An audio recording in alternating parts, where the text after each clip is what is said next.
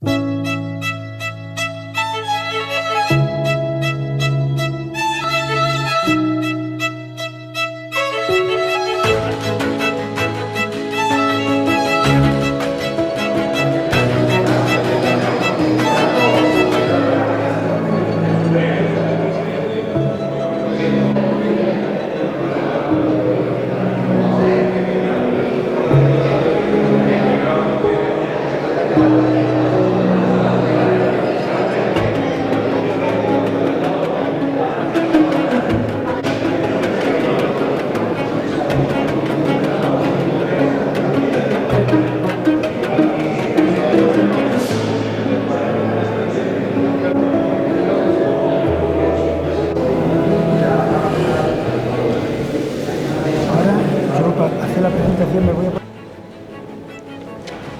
vamos a dar comienzo. Como ya hay aquí algunos de los herederos, de los protagonistas del tiempo que Pepe nos va a hablar del turnismo, vamos a dar comienzo a esta conferencia de hoy, que está a cargo de José Marchena Domínguez, que es profesor titular de Historia Contemporánea en el Departamento de Historia Moderna Contemporánea de América y del Arte de la Universidad de Cádiz.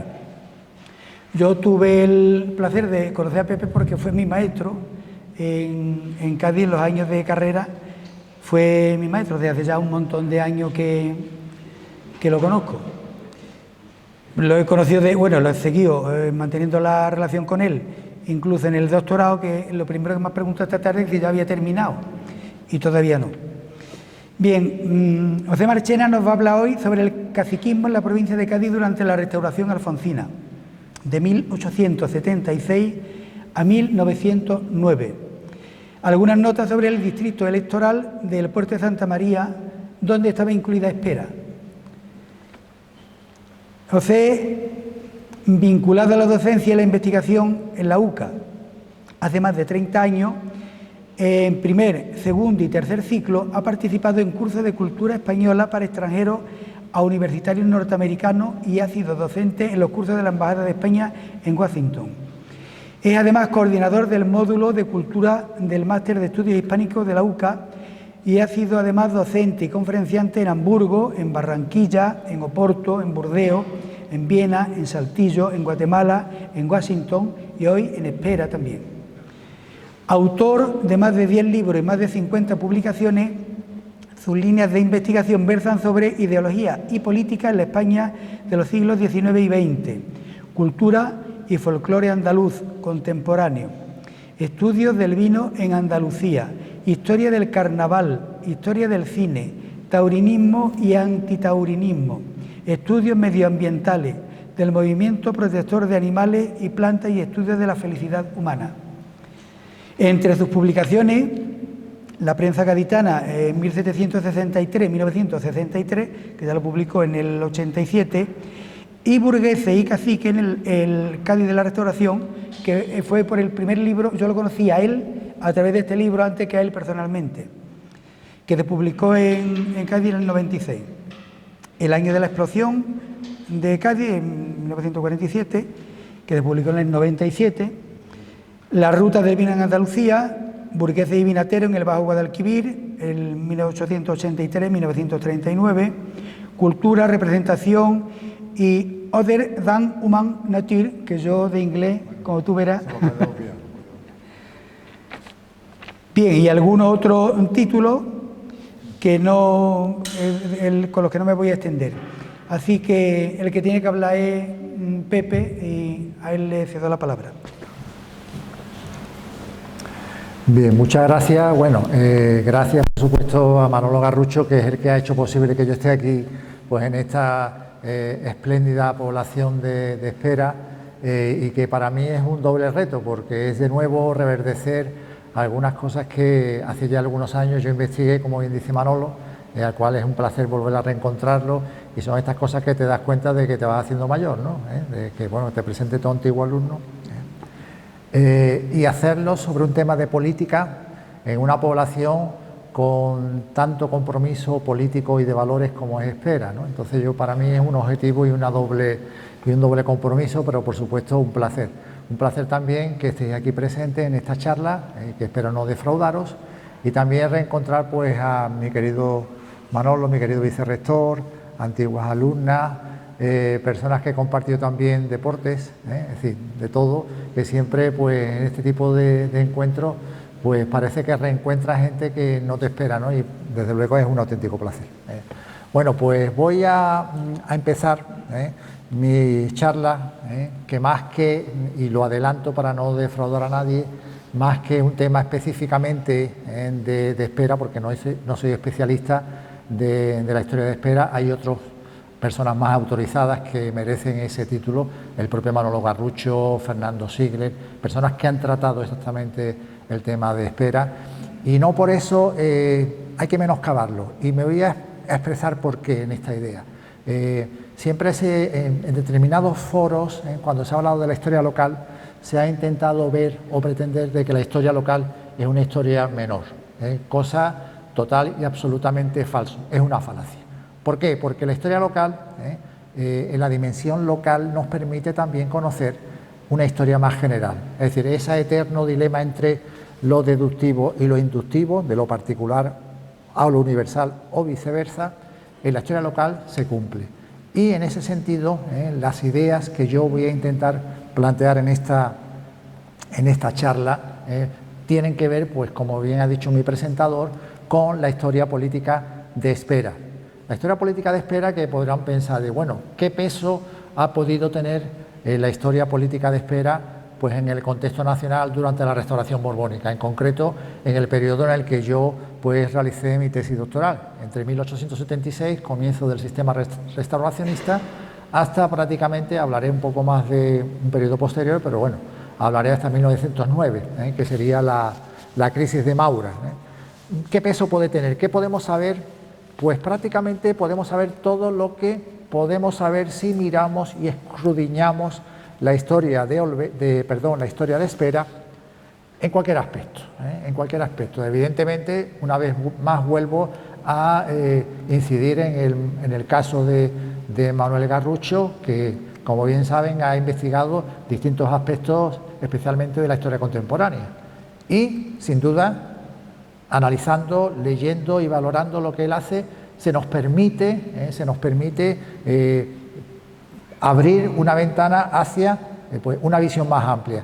Y en este caso pretendo demostrar que lo que yo voy a poner en valor en esta charla sobre la política de espera nos va a servir para entender y para reconstruir la política nacional. De hecho, no hago sino poner algunos botones de muestra que a través de eso podemos demostrar que la historia de espera es una historia que entra en la propia dinámica nacional. Ese periodo, más que dar algunos brochazos antes de propiamente mi tema. Todo el periodo de señorial, en este caso, como bien saben, bajo la casa de Medinaceli, en el caso de espera, las propias tragedias, la incidencia del famoso terremoto de Lisboa, las propias crisis epidémicas, la peste, la fiebre amarilla, como se produce en gran parte de las zonas nacionales, por supuesto la guerra de independencia, y también, por supuesto, y de una forma transversal, la hechura y el perfil agrícola de esta ciudad, que hace que no solamente tenga repercusiones sociales y económicas, sino también, a su vez, las propias transformaciones del nuevo régimen que van a favorecer y a indicar, en el caso de espera, su evolución y su modernización a través de los siglos XIX y XX. Y no digamos, otro de los temas que estamos ya pendientes, y una vez más reitero, querido Manolo, su tesis sobre la reforma agraria, sobre la desamortización, desde el propio hecho político, la revolución liberal, cómo ese propio proceso a lo largo del siglo XIX afecta e interesa a las ciudades, a los municipios y a las poblaciones de pequeño cuño, como es el caso de Espera, y por supuesto ya entrando en el siglo XX la reforma agraria y por supuesto otros aspectos que los voy a reservar para mi desenlace de mi intervención.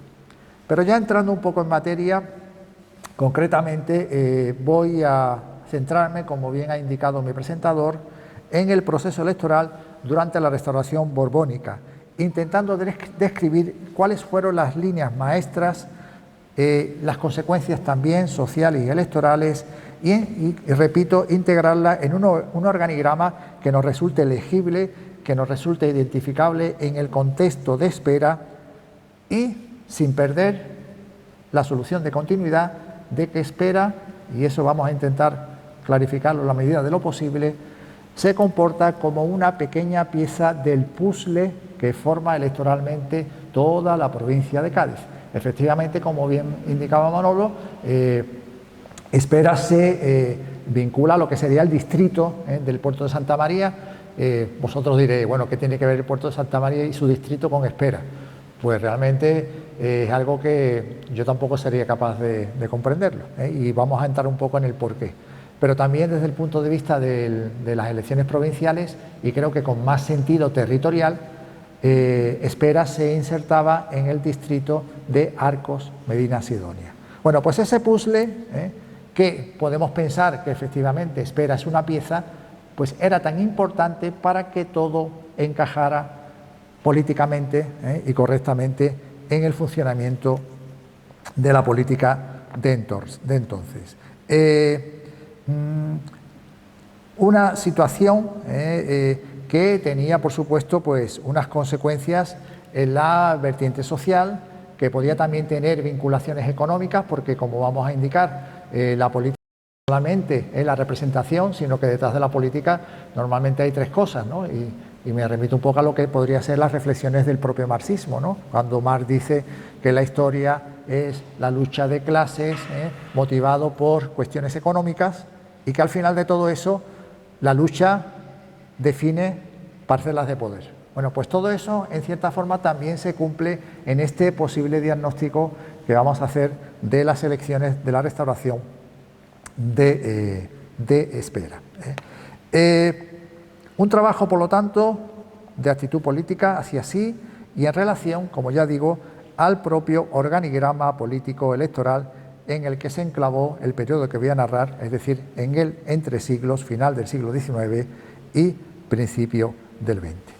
No hago tampoco, o no dejo de indicar algo que, bueno, que seguramente si habéis hecho lo oportuno y habéis consultado y tenido en cuenta algunos de los libros más importantes que se han hecho sobre la historia de Espera, sobre todo en este periodo, hay un problema de fuentes, sobre todo, de fuentes porque efectivamente determinadas series de archivísticas, principalmente en el archivo municipal, pues no se encuentran completas. Entonces todo eso está por cotejar y completar con otros fondos regionales o nacionales, o en su caso a través de la prensa, y que bueno, no hago tampoco o no dejo de adelantar que sería interesante en este acercamiento temático que yo voy a hacer sobre la política de Espera, que sería interesante que, bueno, que algún joven investigador pues de la zona pues pudiera llegar o abordar, entre otros trabajos interesantes que se han hecho en Espera, hacer uno sobre lo que sería propiamente el comportamiento global, no solamente de Espera, sino del propio distrito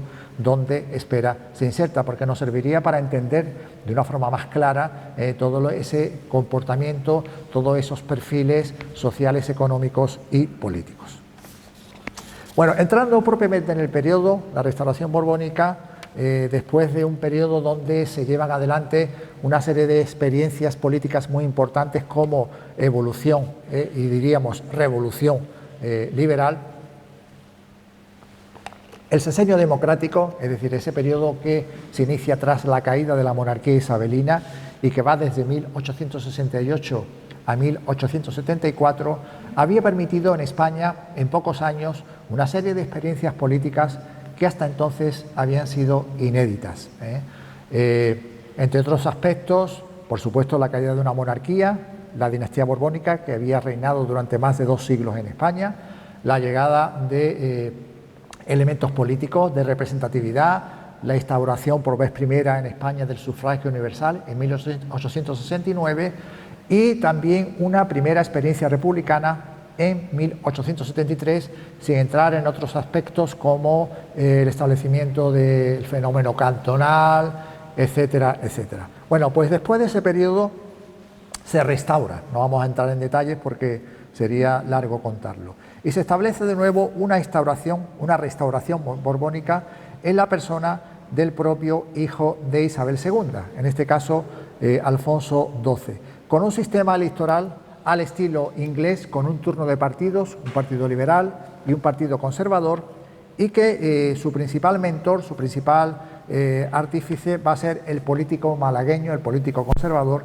Antonio Cánovas del Castillo.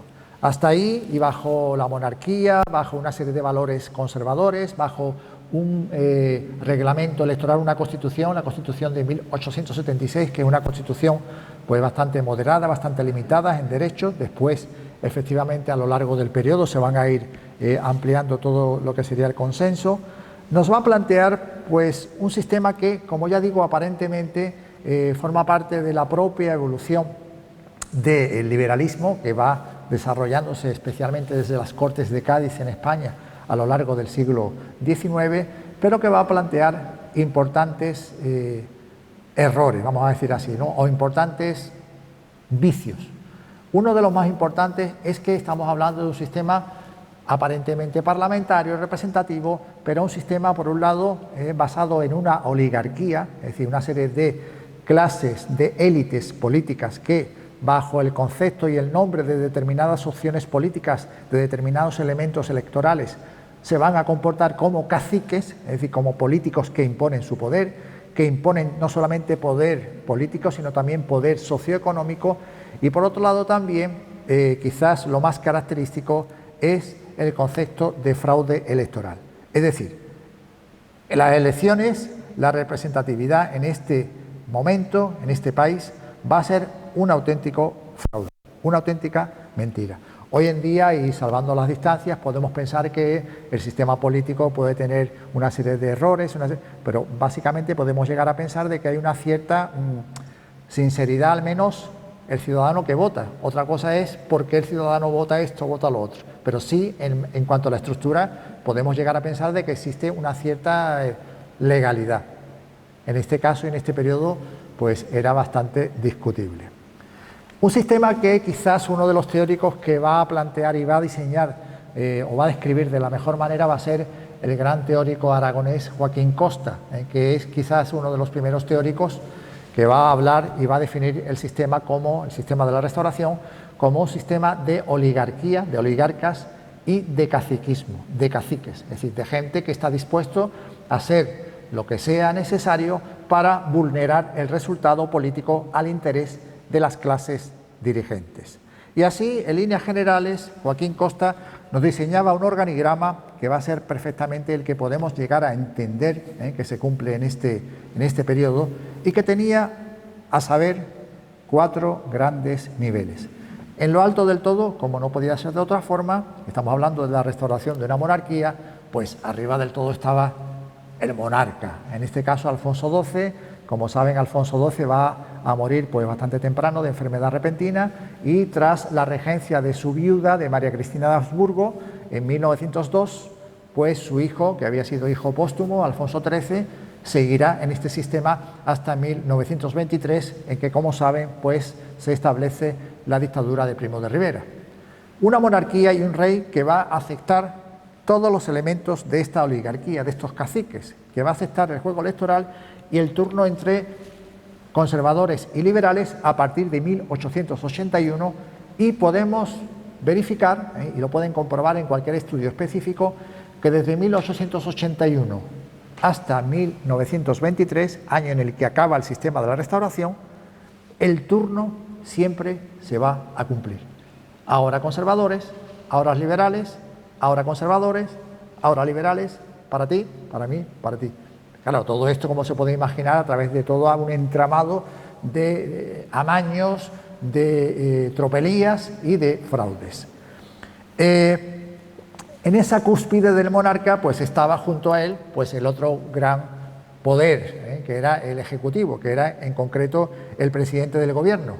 Claro, entre el monarca y el presidente, algo que se parece hoy en día al propio sistema electoral, eran quienes disolvían las Cortes y quienes posteriormente mandaba en encargo electoral al presidente, que después de esa legislatura ponía en marcha el juego electoral.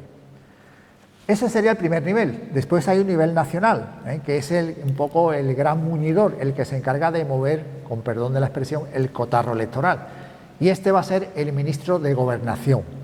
El ministro de Gobernación, que es el que va a, como si de un juego de damas, si quieren, o de casillas, se tratara, va a llevar adelante lo que se define como el encasillado, es decir, formar todas las casillas que necesita ese partido para gobernar. Esto se va a hacer cada turno correspondiente, liberales, conservadores, como ya le he dicho, desde 1881 hasta 1923. Claro, después vamos bajando y ese esquema y esa estructura funciona prácticamente como un reloj y bajamos del nivel nacional al nivel provincial.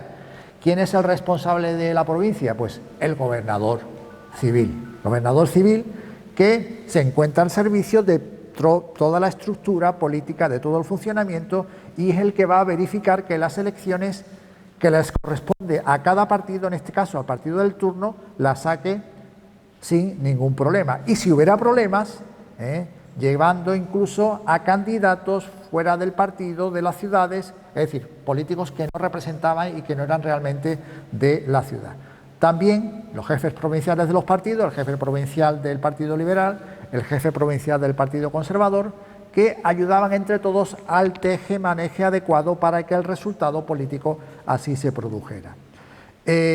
Claro, todo lo que serían los distritos, las circunscripciones, los distritos electorales tenían que cerrarse para doblegar el turno apetecido y deseado.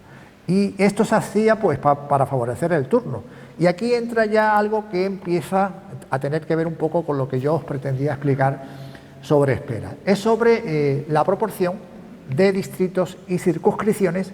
Las circunscripciones son distritos más grandes, para entendernos. Bueno, para entendernos vamos a hablar solamente de distritos electorales, donde en cada distrito pues existían una serie de ciudades o poblaciones. Y aquí venía una de las claves del sistema del turno, o del sistema del fraude, mejor dicho, y es que la proporción entre ciudades y pueblos, ciudades y poblaciones, se hacía para asegurar el éxito del encasillado.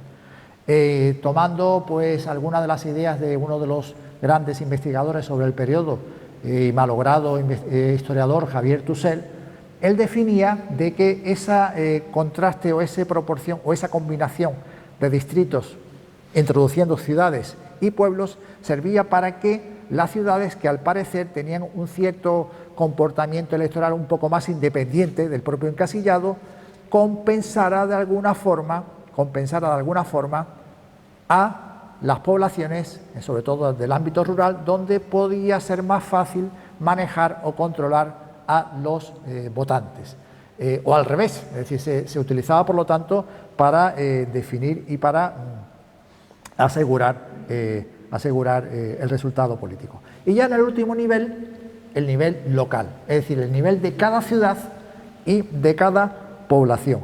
¿Quiénes funcionaban a ese nivel? Pues, lógicamente, los jefes locales de cada partido, de cada ciudad y de cada pueblo. El jefe local de Cádiz, del Partido Liberal, el jefe conservador de Jerez, y así sucesivamente de cada pueblo y de cada ciudad y de cada población. Ciudades y pueblos que se equilibraban en su resultado cuando y como fuera necesario para, insisto, asegurar el voto al servicio del turno que tuviera que darse. Y entonces pues surge la pregunta, si no surge entre vosotros me la hago yo, ¿y qué se hacía exactamente? ¿Y qué consistía ese concepto del fraude, ese concepto del amaño? Bueno, pues han hecho estudios durante mucho tiempo y os podría decir que el repertorio y el catálogo de fraudes posibles es interminable. Os digo algunos de los más curiosos. Se establecían en algunos casos dobles urnas, donde se votaban el partido que no interesaba, y una vez que se votaba se quitaba y se ponía una urna con los votos adecuados para que surgiera el candidato. También se buscaban, sobre todo en el ámbito agrario, a los jornaleros y trabajadores del campo por parte de los terratenientes y de los potentados para que fueran en ese momento a votar, lógicamente, por el candidato que en muchos casos era el propio terrateniente, era el propio potentado. e incluso en algunos casos, un poco ya más adelantado, en lo que sería el periodo de historia de la Restauración, iba a buscar a los jornaleros hasta la propia Guardia Civil. Otras variantes, los llamados Lázaros. ¿Qué son los Lázaros? Como saben, según la historia de la Biblia, Lázaro es aquel que está muerto y que Jesús lo resucita. Bueno, pues los Lázaros se utiliza como correlación a aquellos que se utilizaban en lo que serían los registros electorales y que estaban muertos, pero que para utilizarlo como voto real se utilizaban para el cómputo global. Más modalidades, todo tipo de violencia, es decir, de bastonazos, puñetazos, agresiones, y en algunos casos también pues alguna forma de amañar con dinero, llevándolo al establecimiento y dándole de vino, es decir, todo tipo de variantes que se pueden localizar en los distintos ámbitos electorales. Por lo tanto, hay una filosofía de fraude, hay una corrupción electoral que se asume, que se acepta, y que llega un momento en que hay, digamos, una resignación, incluso desde la prensa, desde los sectores más críticos. Y esto, y es importante también, no solamente se produce en las elecciones nacionales, elecciones a diputados, a Congreso y a Senado, sino que también se verifican igualmente en las elecciones provinciales y en las elecciones municipales. Volvemos otra vez y ya vamos entrando un poquito en el tema de Espera. Y vuelvo otra vez a la cuestión. La circunscripción de Cádiz la formaban 4 poblaciones y ciudades: Cádiz, San Fernando, Chiclana y Conil. Si hacemos un estudio, que yo lo tuve que hacer cuando la tesis, sobre el equilibrio y la variante electoral, casi siempre Cádiz y San Fernando son ciudades que en un momento determinado pueden tener una cierta independencia al turno. Chiclana y Conil, poblaciones agrarias, poblaciones más pequeñas, son más fácil controlar, y al menos son ciudades que en un momento concreto pueden alterarse el resultado al interés del propio turno. Paralelismo: circunscripción de Cádiz, distrito del Puerto de Santa María. ¿Quiénes componían el distrito del Puerto de Santa María? El Puerto de Santa María, por supuesto, Puerto Real, Rota, o sea, el Puerto Real, Rota, en el ámbito de la Bahía de Cádiz, y la cuarta población que formaba parte del distrito era Espera. ¿Qué tiene que ver Espera territorialmente con ese ámbito de la bahía? Pues no me pregunten, porque realmente no tenía lógica. ¿Cuál era en el fondo la lógica? La lógica era que Espera, como voy a intentar daros algunos botones de muestra, podía servir para compensar la votación final del candidato si el candidato deseado, el candidato del turno, podía llegar a tener peligro de no salir en la elección correspondiente. Esa era la realidad, y no le demos más vueltas, porque no tiene lógica que Espera formara parte del distrito de Puerto Real. Es decir, una población que no está ubicada en el entorno de la bahía y que prácticamente no tiene ninguna lógica de distrito en un concepto. Otra cosa son las elecciones provinciales, que, como ya acabo de decir al principio, Espera sí se insertaba en el distrito de Arcos, Medina, Cinonia, y hay una cierta cercanía y afinidad lógica territorial. Por lo tanto, podemos decir que, y ya voy dando algunas ideas para construir un poco este relato, ¿no?, en torno a la política, a Espera y la política durante la Restauración, que Espera se pone, vamos a decirlo así, a disposición del encasillado, llegando a influir en el resultado final de distintas elecciones que vamos a ir desarrollando, algunas de las quizás que hemos tenido conocimiento. Quizás la idea más global y más importante al respecto es que Espera, entre comillas, por supuesto, cumplió, si se puede decir cumplir, con las pautas del sistema y sus políticos, es decir, que se adaptó al encasillado. Y si hubo que vulnerar o adaptar los votos al resultado final, como vamos a ver, se hizo en Espera. Dicho de otra forma, los oligarcas y caciques que tenían sus intereses políticos en Espera, pues también se arrogaron a esta realidad. Hicieron, bueno, por lo tanto, el patrón de lo que el propio sistema político esperaba.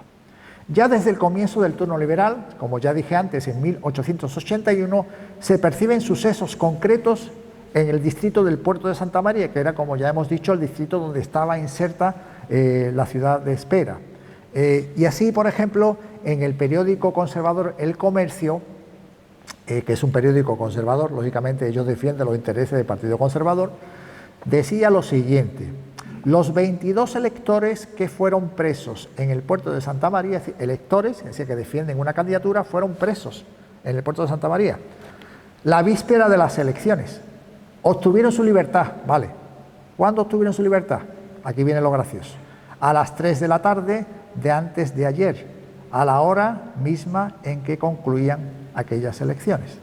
La posición, como se ve, critica el periódico conservador, carecía ya de objeto. A la cárcel cuando era posible votar, a la calle cuando ya no se podía tener que votar. Y dice al final, ¿qué elecciones?, ¿no? Esto en 1881, es decir, justo al comienzo del sistema restauracionista. Después hay un momento que son unas elecciones parciales a distritos provinciales, es decir, la Diputación Provincial, en 1888, y que Manolo Garrucho, pues en su libro sobre el siglo XIX, amablemente toma de mi trabajo de tesis. En concreto, había elecciones para varios distritos.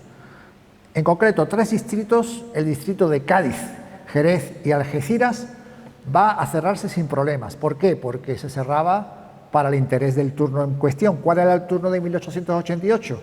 Pues el turno del Partido Liberal, y ahí no hubo problema. Pero sí va a haber problemas, ¿dónde? En el distrito de Arcos, en el que, recuerdo, está inserta la población de Espera. Y ahí aparece un personaje que es un personaje muy importante en este periodo, no tanto en lo que podría ser el contexto de Espera, en el contexto de la Sierra, la Campiña, sino en el contexto de la propia zona de la Bahía de Cádiz. Me estoy refiriendo al político y oftalmólogo Cayetano del Toro, que es uno de los grandes paradigmas de los caciques liberales gaditanos. Pues bien, Cayetano del Toro se incluye en la minoría, que es un poco la parte, digamos, el partido que le tocaba el turno, pues siempre se reservaba al otro partido una especie de minoría, ¿no? Lo incluyen en las minorías que debían ser conservadoras, es decir, si el turno es para los liberales, hay una pequeña porción para los conservadores. Pero Cayetano del Toro no estaba contento y decía, yo también quiero esa parte, yo también quiero esa parte. ¿Qué es lo que hace Cayetano del Toro? Bueno, ¿qué es lo que hacen por Cayetano del Toro, diría mejor? Pues, entre otros sitios donde se hace la cacicada correspondiente para que Cayetano del Toro salga, es aquí, en Espera. En concreto, en Espera, el alcalde, con el apoyo de algunos guardias civiles, expulsa a interventores conservadores de un colegio electoral, al parecer para manipular la votación al interés ¿de quién? De Cayetano del Toro, el liberal que no se conformaba con que, y aquí viene la cuestión, otros liberales consiguieran su escaño. Una actitud que hace de este aún más un modelo caciquil, casi personalista, porque ya no era cuestión del turno, era cuestión de que Cayetano del Toro, el gran cacique liberal de la zona de la Bahía de Cádiz, quería salir en la Diputación Provincial, a costa de lo que fuera. Y así, curiosamente, los liberales tenían a sus candidatos, en concreto Enrique Moresco, Antonio Álvarez Jiménez y Vicente de los Ríos Acuña. Y leemos lo siguiente, en La Palma, que era también un diario conservador y que se quejaba realmente de lo que estaba pasando a raíz de estas elecciones parciales en la provincia. Y dice sobre el alcalde de Espera, que por lo visto el alcalde de Espera estaba apostando fuerte por Cayetano del Toro. Decía lo siguiente: el insensato alcalde de Espera, sin cuidarse de responsabilidades algunas, ha hecho arrojar del colegio electoral a los interventores de nuestro partido, haciendo intervención para ello a la Guardia Civil y a los mozos de escuadra, el alejamiento absoluto de los colegios electorales. Y continúa. Además, a las 2:30 de la tarde, otra vez con el tema de la hora, se presentaron nuestros amigos en el colegio de Espera, o sea, nuestros amigos conservadores, que levantaron varias actas notariales para protestar del fraude electoral. Pero, y dice el diario, oh portento, el reloj estaba parado Y el alcalde aseguró, el alcalde de Espera, que ya eran las 4 horas de haberse cerrado la votación. Es decir, como veis, se hace todo tipo de amaños y de tropelías para conseguir los objetivos, ni siquiera los objetivos del propio encasillado, sino los objetivos personales. En este caso, estamos hablando de un cacique que opera en la Bahía de Cádiz, pero que es capaz, por conseguir su acta provincial, de venir a hablar con el alcalde de Espera y con quien sea necesario. Seguimos dando algunos botones de muestra. Bueno, iba a decir el resultado, pues donde efectivamente en Espera consiguió un gran resultado. Bueno, después resulta de que uno de los candidatos, bueno, dimite, pero no voy a seguir un poquito el relato. Otro momento también importante y que nos da también un matiz del espíritu de las elecciones de entonces. No estamos hablando solamente de candidatos, estamos hablando de lo que en terminología electoral se definía como cuneros. ¿Qué son los cuneros? Los cuneros son candidatos que vienen de fuera y que son impuestos de forma totalmente contra natura en una población. Y en concreto, en las elecciones de 1891, elecciones parciales a un diputado a Cortes, aparece un personaje que es seguramente de todos vosotros conocido, que es Isaac Peral. Isaac Peral, el gran inventor del submarino, y que en ese momento el Partido Liberal lo presenta un poco como una especie de star system, ¿no? De estrella, ¿no? Es decir, aquí vamos a arrasar con Isaac Peral. Isaac Peral se presenta como cunero con el beneplácito del Comité Central Liberal de Madrid, a pesar de que 1891 es el turno conservador y el Partido Liberal lo presenta a Isaac Peral como valedor de su propio partido. Surge en el distrito del Puerto de Santa María una máquina antiperalista, antiperal, y se tienen noticias en Rota de la llegada de hombres armados para poner al servicio del alcalde. Lo cierto es que el candidato conservador, el candidato oficial, que era el marino Javier Berenguer, saca su acta de diputados en un ambiente de frenos y de requisitos en los colegios electorales. Después pasamos a 1891, en rápidas pasadas para que veáis un poquito estos distintos botones de muestra, y las elecciones municipales, estamos hablando ya de nivel municipal, para que veáis un poco que a todos los niveles se cocían habas.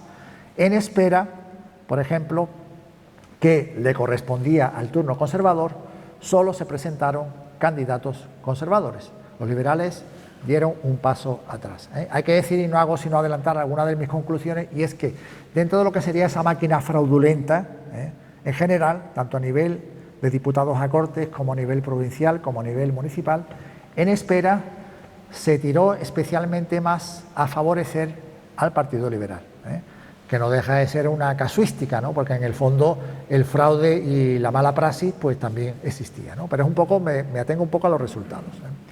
En ese sentido, las elecciones municipales en Espera eligen al candidato conservador como alcalde José Valencia Álvarez.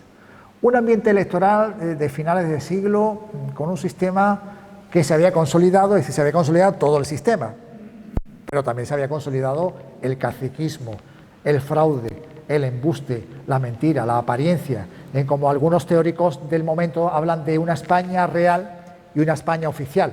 Esta era la España oficial. La España real era otra, de necesidades, de sueldos de miseria, de hambre en el campo, de su desarrollo. Esa era la España real, pero se vivía un poco de espalda, una de espalda a la otra.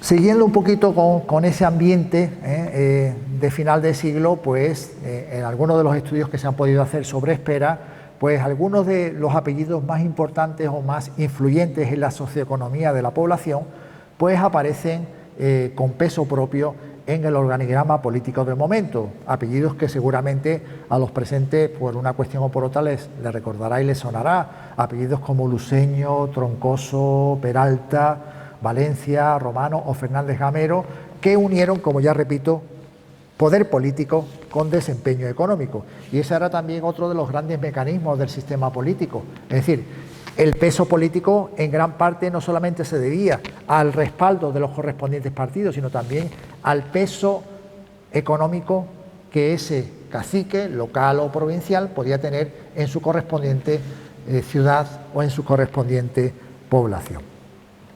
Bien, en 1893 hay unas elecciones generales de turno conservador, donde aparece pues uno de los que van a ser de los dos grandes nombres, ¿no?, que van a luchar durante gran parte de lo que sería la trayectoria electoral en este periodo que estoy analizando, en el distrito del Puerto de Santa María, distrito que, repito, pues pertenece a Espera. Por un lado, el liberal Federico Laviña, que va a ser un diputado que va a obtener pues cuantiosos resultados pues en la candidatura liberal, frente a otro político que también va a obtener lo suyo cuando le toca el turno conservador. Me estoy refiriendo a Juan Gualberto Pemán. Seguramente el apellido Pemán le sonará porque efectivamente Juan Gualberto Pemán era el padre de José María Pemán, del famoso escritor y político conservador, que bueno, no vamos a entrar en el tema de Pemán porque sería objeto de otra conferencia. Bueno, este era el padre de Pemán como candidato conservador, el candidato liberal Federico Laviña. Y ya en las elecciones de 1893 hay un triunfo del diputado liberal Federico Laviña, que se impone otra vez el pobre Isaac Peral, porque Isaac Peral se presenta varias veces en el distrito del Puerto por los liberales y no consigue salir. Hay todo un proceso electoral, todo un encasillado que no vamos a entrar, y que hubo resultados muy buenos de Laviña. En el Puerto obtiene 1.329 votos, en Rota 928, en Espera 349, que es un resultado altísimo en función de la capacidad demográfica de la población, y no deja de ser llamativo una cosa que tiene que ver con Espera, y es que Isaac Peral no obtuvo ningún voto en Espera, 0 votos, algo que no deja de ser bastante curioso. En Espera aparecen como interventores en estas elecciones otros nombres que seguramente les pueden resultar familiar por el propio predicamento como habitantes. Nombres como Francisco Gordillo, Antonio Rivas, Cristóbal Santos o Ambrosio Ordóñez. Hay otras elecciones más adelante que son las de 1899, donde de nuevo Federico Laviña por el distrito del Puerto obtiene las actas de diputado en unas elecciones de turno conservador. Gracias a diputados de turno conservador, donde el encasillado conservador doblega a las poblaciones y Espera no va a ser una excepción. En este caso Laviña pues ha de conformarse y pierde las elecciones porque, como ya he dicho, las elecciones de 1903 eran elecciones del turno conservador. Y en este caso obtiene el acta de diputado del distrito el otro cacique, el conservador, es decir, Juan Gualberto Pemán, padre del famoso escritor gaditano. En donde pues ya en esta época estamos hablando de 1903, donde ya se lleva prácticamente pues más de un cuarto de siglo de sistema caciquil, pues ya incluso la prensa satírica pues critica y habla un poco casi desorna, casi de forma ridícula. Tenía aquí, lo que pasa es que no lo voy a leer porque es muy largo, más o menos criticando de todo lo que se hace, y bueno, por favor, llevamos ya muchos años de mentiras y de fraudes, vamos a intentar ser un poco serios.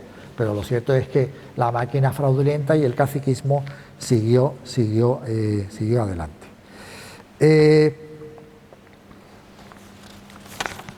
Bueno, seguimos un poco, ya dentro del siglo XX, hay elecciones municipales en Espera, en 1906, y sobre el caciquismo que se verifica en esas elecciones municipales, el periódico La República, del 4 de noviembre de 1906, nos habla de algo que se está cociendo y que se está produciendo en el Ayuntamiento de Espera, y que no deja de ser, a juicio del periódico, algo sospechosamente irregular en lo que debería ser el normal y lógico funcionamiento político.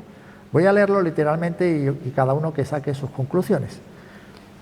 El artículo se llama Escándalos municipales y dice lo siguiente: por carta que tenemos a la vista, señor gobernador, se nos anuncia la pronta llegada a esta capital de una comisión compuesta por concejales, exconcejales e individuos de todos los partidos que nos traen otro propósito que dar cuenta a usted personalmente de los atropellos, ilegalidades y abusos de toda especie que vienen cometiéndose en el Ayuntamiento de Espera.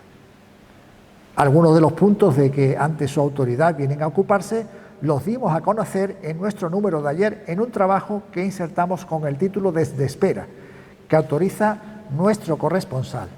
Continúa con el relato. Creemos, señor gobernador, que con la lectura y conocimiento de las graves denuncias que en dicho trabajo se hacen, hay motivos más que justificados para complacer a los que de usted como autoridad única gubernativa en la provincia lo esperan todo y que no es otra cosa que una visita de inspección, verdad y guiada por aquellos de sus delegados que más respeto guarden a la razón y la justicia. Es decir, más o menos viene diciendo el periódico de que, bueno, que abren una investigación porque hay cosas bastante sospechosas que se están produciendo a raíz de las elecciones municipales en el Ayuntamiento de Espera.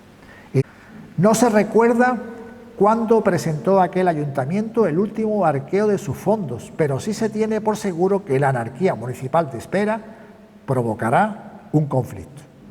Estos y otros hechos, todos a cual más ilegales y punibles, son los que personalmente vienen a justificar ante usted una comisión de vecinos de Espera, formadas por los mayores contribuyentes del pueblo, persuadidos todos y con ellos nosotros de que serán atendidos y el ayuntamiento denunciado sufrirá las consecuencias de su original administración. Bueno, así se cocían las cosas, no solamente en Espera, sino en cualquier sitio que podamos escudriñar y acercarnos a noticias específicas. Esa era la realidad, ese era el día a día. Y lo característico no solamente era el atropello y el fraude del sistema, sino que en el fondo nada de ello representaba la auténtica realidad del sentir de una mayoría social. Es verdad de que, como diría al final de mi intervención, la restauración da un paso necesario en el proceso de democratización de la sociedad y, por lo tanto, la consolidación de la ciudadanía. Pero, evidentemente, en este momento y en este periodo, como estoy intentando demostrar, existían muchas cosas punibles. Bien, seguimos adelante. Elecciones a diputado en 1907, donde gana, en este caso de turno conservador, Juan Gualberto Pemán, con el respaldo total de distrito. Hay que decir también que en estas elecciones de 1907 Espera va a refrendar un importante resultado al candidato conservador. Elecciones, por ejemplo, ya y damos un salto de 1916, donde elecciones a diputados sale adelante el liberal Ferrer Caguigal, con unos porcentajes en Espera por encima del 80%, lo que nos da sensación de un más que claro amaño. Y ya, por ejemplo, elecciones en 1918, donde aparece otro personaje que también es importante en el panorama político de la provincia, que no es ni más ni menos que el famoso alcalde de Cádiz, Ramón de Carranza. Ramón de Carranza, que ya había entrado como diputado conservador a principios de siglo, en este caso, en 1918, va a triunfar. Y en Espera, pues ya, no solamente en las elecciones estas que estoy indicando, del 18, sino en las que voy a hablar 2 años después, se producen acontecimientos de agresión política. En concreto, en estas elecciones del 18, que triunfa Carranza, las elecciones en Espera se aplazan por rotura de urnas, se suspende. Pero es que 2 años después, y como también Manolo plantea en su libro, en las elecciones a diputados del año 20 se producen igualmente rotura de urnas y Carranza pierde ante el candidato del Partido Liberal de apellido Quesada. En este caso, no solamente hay irregularidades, sino que hay nombres propios de quiénes son los que perpetran aquellos acontecimientos.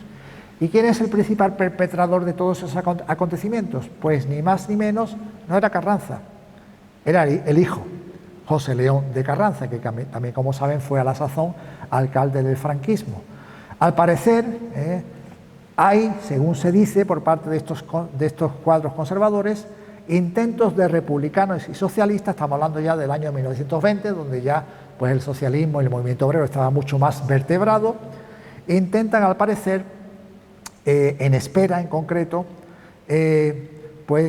llegar como interventores de urna, de votación, y organizan una manifestación sin permiso. Lo cierto es, bueno, no voy a entrar en los acontecimientos, que llegan estos republicanos y socialistas a las puertas del ayuntamiento, y Carranza y un amigo, al parecer en estado ebrio, rompen la urna y son detenidos. Luego entra en acción el ministro, en el fondo de todo, y al igual que sucedió, recuerdan las elecciones parciales provinciales de 1888 con las familias liberales, en este caso la lucha fue entre las familias conservadoras, entre por un lado los partidarios de Carranza y por otro lado los partidarios de Maura, Eduardo Dato y Juan de la Cierva. En definitiva, caciques que pretendían, por encima incluso de la lógica electoral, lógica del amaño, su propia parcela de poder. Bueno, como pueden ver, buscamos momentos, buscamos elecciones y la misma dinámica. El amaño, la irregularidad, la desproporción y la falta de representación. En espera, pero en cualquier sitio, en cualquier población, en cualquier distrito. Así funcionó el mecanismo electoral. Y no salimos de espera, seguimos en espera como nuestro deber y nuestro cometido. Termina la Restauración y se produce un relato histórico que simplemente no omitimos, porque no es objeto de nuestra charla, sino apuntamos. Algo que debe tenerse en cuenta porque a la vez que yo he contado este relato, este periodo histórico, hay cosas que están pasando en general, en España, en Andalucía, en la provincia, en espera, y que tienen que ver de alguna forma en el constructo de esta realidad política que os estoy transmitiendo.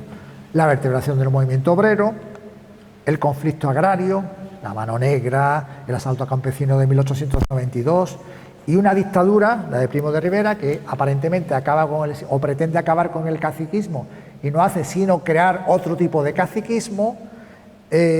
Persisten las oligarquías de otra manera y ya finalmente una segunda república con una reforma agraria que evidenciaba las propiedades, en este caso hay que volver otra vez a la realidad de espera, en manos de grandes apellidos de la nobleza, en este caso la casa de Medinaceli. ¿Cómo podemos concluir esto? Pues realmente es complicado, ¿no? Porque yo he intentado hacer una aproximación de algunas ideas que he pretendido pues dar una cierta luz, una cierta lógica y entroncar lo que es la historia, lo que es la vivencia de espera a una dinámica, en este caso a una dinámica política general.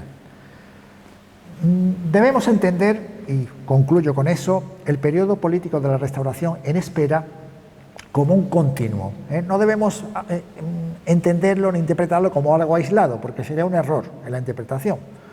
Un continuo que, como ya insinué al principio de mi intervención, viene de la confirmación de la crisis del antiguo régimen con la puesta en tela de juicio del orden social, económico y de la propia estructura de la propiedad. No olvidamos que Espera es una población que se debe a la estructura de la propiedad, en la propia tierra, en la propia economía, en el propio desempeño social.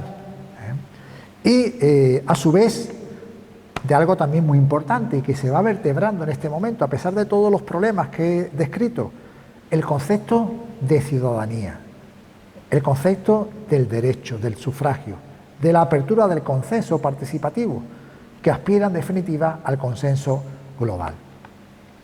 El comportamiento electoral y político espereño encaja, como ya dije, como una pieza de puzzle que se construye bien en el distrito del Puerto de Santa María, con una contranatura inserción de su espacio físico, no tiene nada que ver, Espera, con el Puerto de Santa María, Puerto Real, o también con una cierta lógica en el distrito, en las provinciales del del distrito de Arcos y Medina, y en donde se convertirá, tanto en uno como en otro, en una pieza al servicio del encasillado electoral, teniendo un especial protagonismo en los turnos liberales y poniendo a su disposición los efectivos municipales en un ambiente, el de entre siglos, es decir, entre final del siglo XIX y principio del XX, donde los caciques liberales, sobre todo los caciques liberales, como Federico Laviña y el conservador Juan Gualberto Pemán, brillaron con luz propia.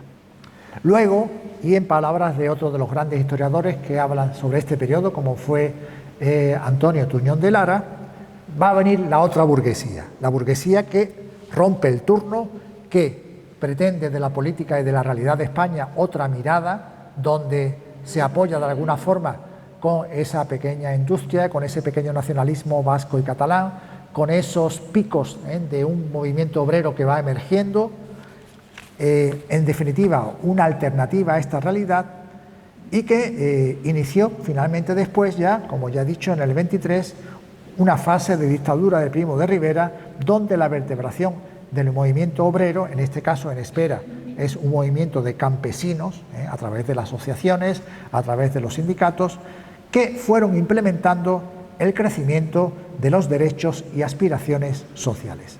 Aspiraciones favorecidas por un sistema electoral, en cierta manera, el que se produce en la República, más proporcional y justo que el que se había producido durante la Restauración y el caciquismo que hemos intentado describir, pero cuya arquitectura fue, como bien sabido por desgracia, demolida por la guerra civil y la larga dictadura, muerte, represión y suspensión de leyes, derechos y libertades. Pero esto ya, naturalmente, es otra historia.